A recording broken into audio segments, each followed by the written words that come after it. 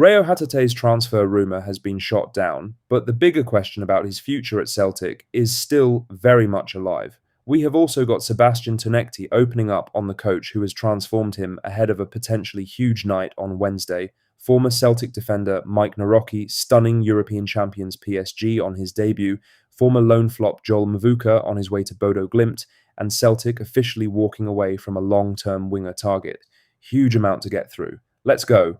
But first, make sure you like this video and subscribe to the channel for more Celtic content.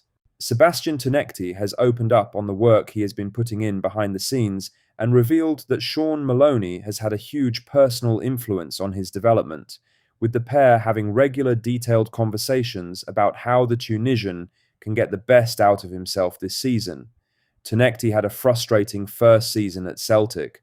Moments of genuine quality were too often followed by periods of invisibility, and he never fully convinced the coaching staff or the support that he could be relied upon consistently.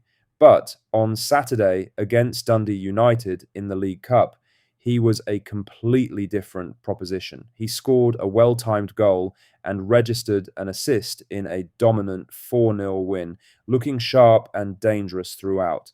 Speaking to Record Sport, he explained the conversations that have been driving his improvement. He said, "I think we had a good chat before I went to the World Cup.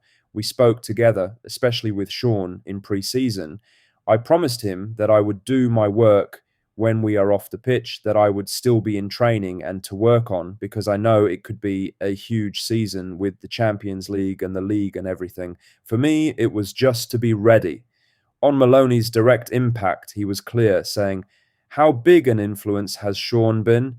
Huge, to be honest. I speak to him a lot. Of course, now you've been working with the staff now for a time, so you know everything they expect. I think it's easier as a player to develop to that. I speak to them a lot with videos and everything. I think Sean just tries to give me the freedom. Also, I feel that I get the freedom from Sean, Fozzie, the gaffer, and everyone to play the way I play. I feel like I'm a player who can take on players and bring a little bit extra. With Yang Hyun-jun potentially out injured and Hassan still short of full match fitness, Tencti could find himself in the starting lineup for Wednesday's Champions League playoff against Lask. A performance like Saturday suggests he is ready for that opportunity. Now, for the main story is the Reo Hatate to Panathinaikos transfer rumour has been officially dismissed by Greek outlet Gazeta, who described the story as a scenario without basis. But here is the thing, that does not mean Hatate is staying at Celtic. The Panathinaikos link was always a surprise one. For a player of Hatate's quality and ambition, a move to the Greek league never quite felt like the logical next step. The dismissal from a Greek source is about as clear a burial of that particular rumour as you are going to get. But the article makes an important point that Celtic supporters should not overlook. Martin O'Neill himself has already acknowledged that Hatate wants a new challenge. The player has spoken before about wanting to see how far his career can take him in European football.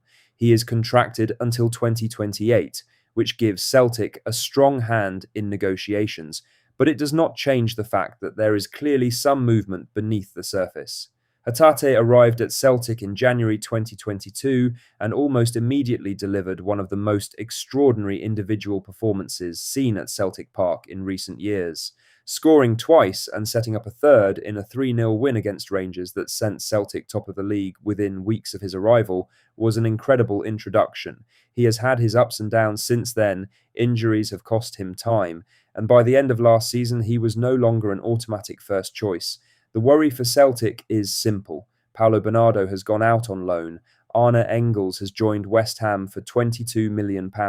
Mika Bar has come in, but Celtic's midfield depth is already being stretched. If Hatate follows Engels out, the club would be losing a player who knows European football, knows Celtic's demands, and has been a match winner at this level before. Panathinaikos is not happening. But the transfer window does not close until the end of August, and other clubs could yet come in. Celtic need to have a replacement already identified if that scenario becomes real. The clock is ticking.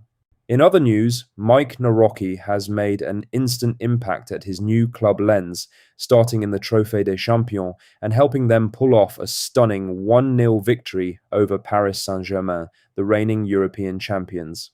Naroki played on the left side of a back three throughout the entire match and was excellent.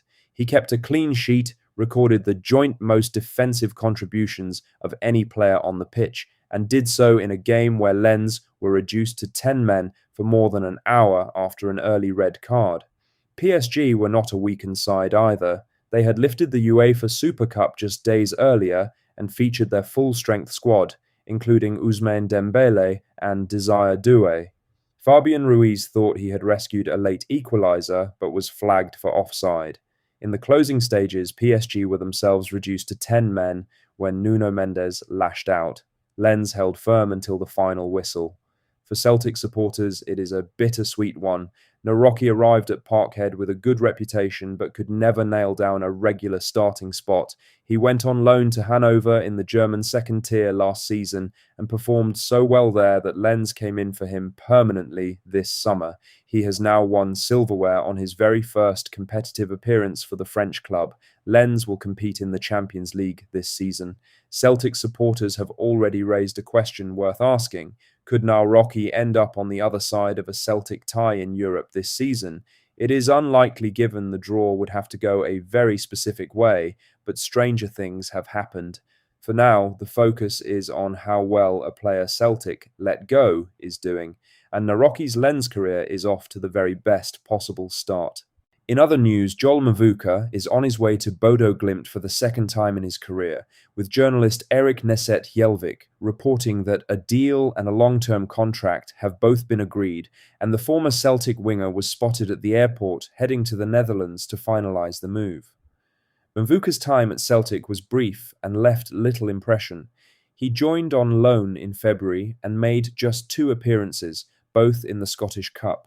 He was substituted at half-time on his debut against Dundee. His second appearance came against Rangers at Ibrox, where he came on in the 79th minute of the famous penalty shootout victory, but did not take a kick or make any notable contribution to the outcome. 2 appearances, no goals, no assists, minimal impact. On paper, it is not the profile of a player who attracts a permanent transfer with a long-term contract. But Bodo Glimt and their manager Kjetil Knutsen clearly see something different. Knutsen worked with Mvuka during the winger's first spell at the Norwegian club between 2021 and 2023, and it is that existing relationship which has driven this move. The manager knows the player and believes the right environment can bring the best out of him again. It is also worth remembering that Bodo Glimt are a serious European club. They reached the round of 16 in last season's Champions League campaign, with Celtic's new striker Kasper Høeg central to that run. They know how to develop and use players who have perhaps not fulfilled their potential elsewhere. That's all the latest Celtic news for today. Make sure to hit that like button, subscribe if you haven't already, and drop a comment below with your thoughts. I'll see you in the next one. Hail, hail.